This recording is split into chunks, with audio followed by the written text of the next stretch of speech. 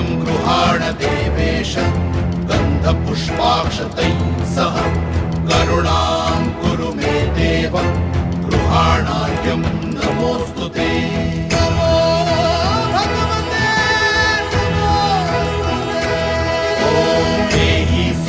सहस्रांशो तेजो राशे जगत्पते अनुकंपय मां भक्त्या गृहाणार्घ्यं नमोऽस्तु ते।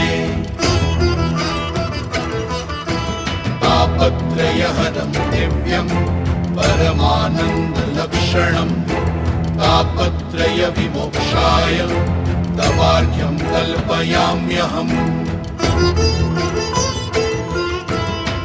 नमो भगवते तुभ्यं नमस्ते जातवेदसे दत्तमर्घ्यं मया भानो त्वं गृहाण नमोऽस्तु।